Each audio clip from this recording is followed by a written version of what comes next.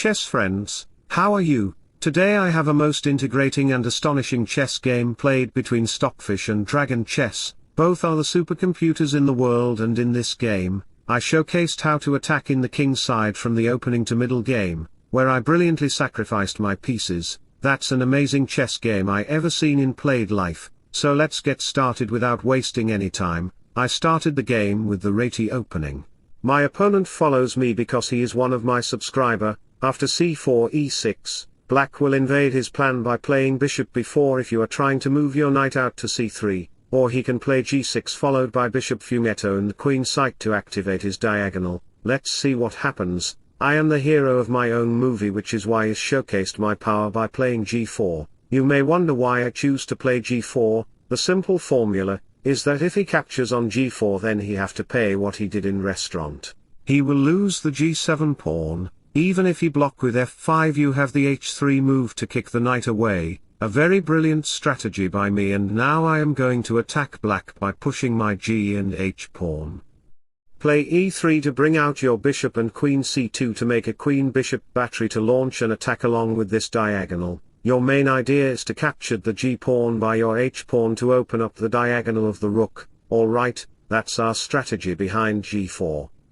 And from the black's perspective, he can play b6 in order to develop his bishop on b7, opening up the diagonal, and some usual stuffs, as well as d5 maybe in the future.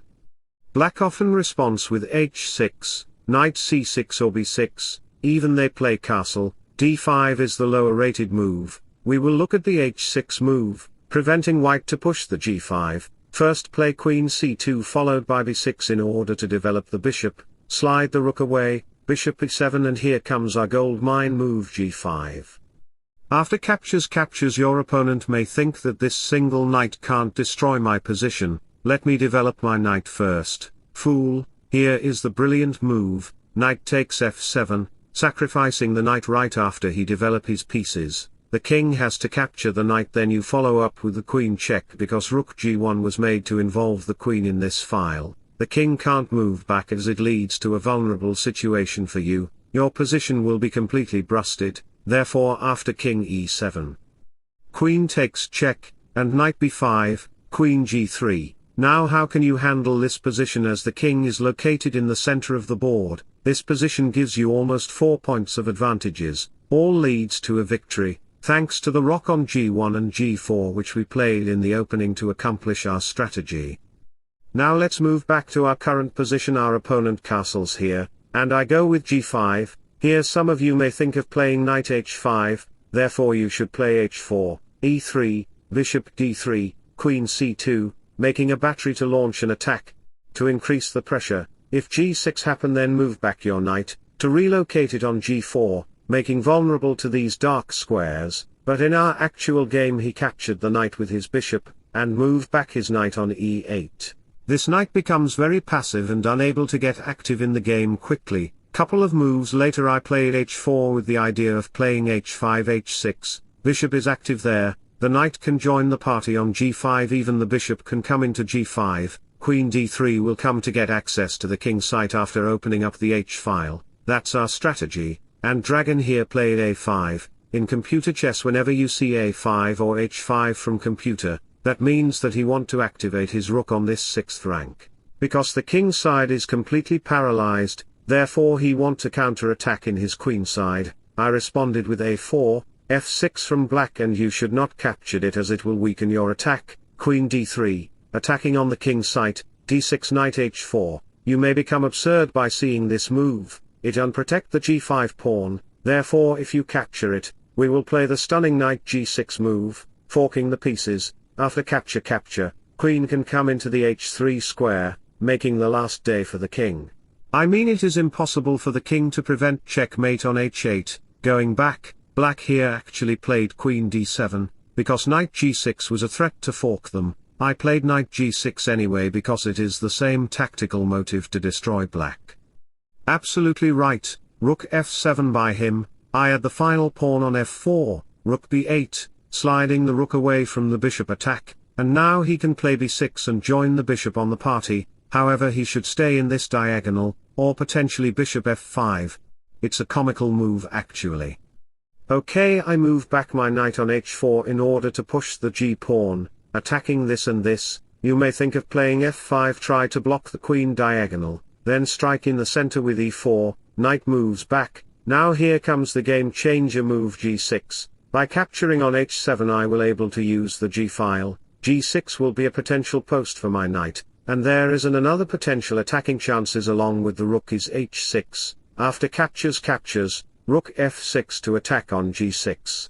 But ignore the threat because we are going to deliver checkmate with our queen, and as the moves goes on, we discover a blue whale attack by the bishop, threatening to go on h5. After moves like knight f6, bishop here, take, now rook g1 is coming, the rook on g6 is pinned down to the king. The only way to save the rook is to bring your queen into action, but this will not be efficient and effective as we can play long castle and invite out other rook in the casino. You may try to escape your king, but I will smash your center with e5, because after captures, not only I get the open file, I get the chance to checkmate you in few moves. Now queen f8 is coming. And there is no way to stop checkmate, and let me share a quote with you. Be careful who you vent to, a listening ear could also be a running mouth. Going back to the position, g6 is coming, and you may try to open up the file by capturing the pawn. Knight e5 looks efficient to blow up the center, but as the game goes on, you may try to develop your other knight into action, but g6 will be a powerful move. I will remove one of your pawn from the king's side, and after activity the bishops in the most profound and luxurious squares, I will push the pawn to h6. Now look at your position, my queen is eyeing down to your king, the rook have a splendor file. Bishops are enjoying have more portable squares controls and it is completely destroyable for you. You know chess is very complicated when you can't understand a specific position, and you can't understand all the time. Knight h4 was planned to push the g6 pawn, so he tries to defend it by moving back his rook, bishop e3 and here if you play any normal kind of move such as b6 to activate the bishop, I will able to play h6. Now you may consider to close the attack with g6, that will not spoil my plan as I can capture it by my knight. After take your king is under fire and bishop e4 makes a queen bishop chain to destroy your position. A very common response for black is to play f5. But this is a mad move because once you push the pawn away you get a dark square weakness along with this diagonal. Now I will capture the knight first, in order to check you. Look, my pieces are completely dominating your position. You may try e5, but after take, you lose your queen right away. That's the deficiency if I able to push my pawn to h6. So dragon response with knight e7. Now if you move your pawn to h6, you can't able to capture on the g6 pawn, as the knight is guarding that square.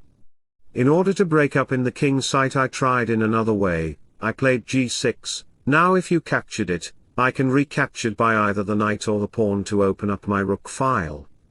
So what should you play as black?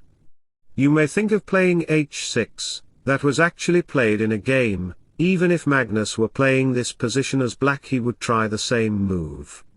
But observe this position, all the pawns in the king's side are located in the dark squares, therefore my dark square bishop along with his boss can make a property on h6 square. If my h4 knight get access to the f5 square, it will be sophisticated position for black and black can't maintain sustainability against white, he will fall down from his chair, so I played f5 to break open the center. Pawn takes f5 looks gorgeous but you know queen d2 can make a queen bishop battery to fight against this point structure, queen e6, capture, and after a couple moves later, this position is completely winning for me as I can win the knight by playing b3, the queen is protecting there, therefore you have to do argue with this pawn and salute your knight for the last time. And let me share a quote about life. We are both the authors and the readers of our own lives.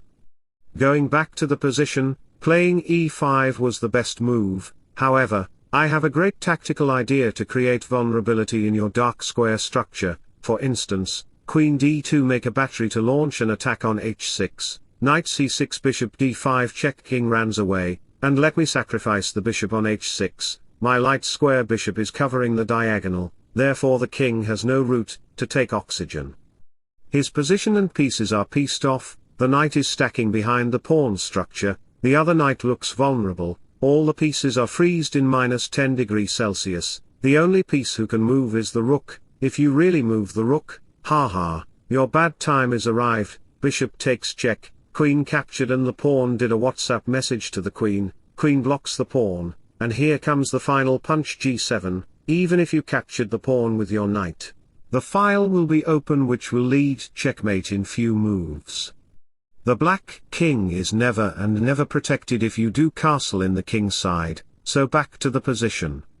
We have looked at the e5 variation, let's see what really happens in our game. King h8 by Dragon, and I sacrificed my bishop on h6, that's an astonishing and brilliant mind-blowing super aggressive move. If you say, hey Stockfish, capturing your bishop might be a trap, so if you don't capture my bishop and play any other move, for instance, knight c6, I will retreat my bishop all the way back, and prepared for the h6 move to break open the h-file. Indeed there will be much vulnerability if you don't capture the bishop, so Dragon takes the bishop, and you need to target the pawn, but in which way you should plant your queen. Queen e3 our queen d2, if you say what is the difference, I can play queen d2, and attack the black pawn, no fool, black king will be able to protect his pawn with king g6, and there will be no source of attack to continue your progress. Black is ahead an extra piece and he will take control of the game, so in this position, instead of playing queen d2, you should try queen d3. You may asking what is the difference there, both are looking same. No, both the donkey's brain and your brain may look same but there is a little difference. Queen e3 precede the attack on h6 which is able to get protection in the next move, but at the same time, you have the nice little tactical idea queen a7, now the rook is under fire, that was the actual strategy behind queen e3. Black might opt for knight g8 in order to protect the pawn, but still you can play queen a7, and win the rook in the next move, in our actual game. Black played d5, to block the control of the light square bishop, so that he can able to bring his queen all the way to b6. His strategy is that, once he plays queen to b6, he will able to attack on my queen since it is helpless that side of the board. So I capture on the e6 pawn, but black does not seems logical to capture it back, he is rather concerning about the queen. So queen a7, knight captured, and after a couple of moves later we have queen to b4. Now it's 3 versus 2 in the queen side, the center is completely messed up with these pieces, the knight is unable to work through the game, I need to get some commanding moves to lead the game. He moved back his queen, I played castle to pressurize the pawn. And after a couple of moves later, we have queen f4, to target in these weaknesses. Few moves later I played queen before the target this and this, now he have to exchange the queens because he have no other choice. b5 is designed to weaken the structure, and involve the rook on c-file, it will be an amazing thing for me to lead the game from here. So therefore, he doesn't capture the pawn, he played rook a8, and in a sudden move, we have knight g2, in order to play knight f4 to increase the pressure against the d5 pawn. Alright, the rook is coming down to the d7 square, where he can able to push the pass pawn. Some moves later, we have knight f4, and we captured f5 pawn, we did a big exchange, and instead of capturing the knights because it will lead 2 rooks versus 1 rook and a knight which is completely winning for me, and also Dragon chooses not to go on f5, or in the c6 square, because I would lead knight f4, rook backs, rook to c1, and if you capture the pawn then welcome to my show. I will checkmate you with my 2 rooks, a 200 elo checkmate exactly looks like this. In our actual game Dragon captured the pawn on g6, like he is trying to take revenge from my king side pawns. But as the game goes on, we played a very adventurous game, I pick up some pawns, pushing the ab pawns, and in a sudden move I played knight b6 check. Look at this nasty looking move, your king can't go to anywhere, not c7 not c6 nor d6, if you try to do so, then after the rook check, rook d5 attacks the knight, and as the knight moves up it will be checkmated. Similarly, if you play king d6, I will play rook e8, forcing the knight to retreat, rook check and the game will be over. Ha ha ha, so in this position he captured the knight, And now I am completely winning the game because I have 2 extra looks, and it got checkmated. A very brilliant game which I played in my recent tournament in chess.com. Hope you enjoyed my content. Is it so? Then please consider to like and subscribe to my channel. Wish you all the best. Bye bye, see ya.